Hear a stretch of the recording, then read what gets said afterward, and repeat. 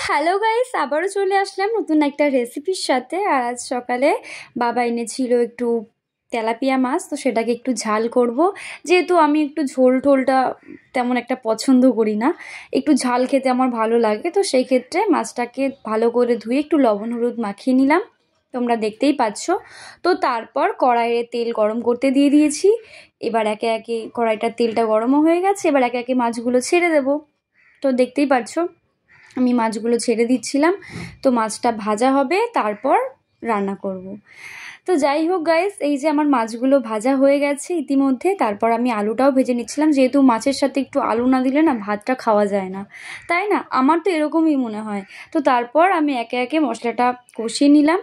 কষানোর পরে এবার আমি টমেটো দেবো, কারণ টমেটোটা তো লাগেই তরকারিতে, না? আমার মতো হয়তো সবাই ইউজ করে। তো টমেটো আর ধনেপাতা কিন্তু ঝালে লাগে, মাছের ঝালে, তাই না? তাহলে কি টেস্টটা আরও ভালো লাগে। তো যাই হোক, আমি ইতিমধ্যে আমার মশলাটাকে কষিয়ে নিচ্ছি।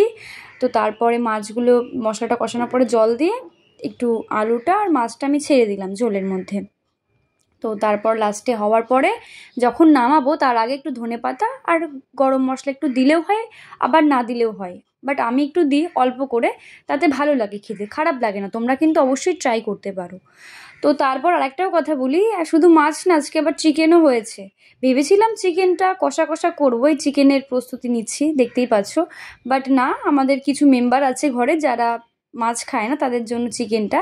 তো তারা তো যেহেতু চিকেনটা দিয়েই খাবে, তাই একটু ঝোল করলাম। যাই হোক, আজকের ভিডিওটা কেমন লাগলো অবশ্যই জানিও। আর নেক্সট ভিডিওর জন্য অপেক্ষা করো। Tata, love you all. আর আমার এভাবেই পাশে থাকো তোমরা। Love you.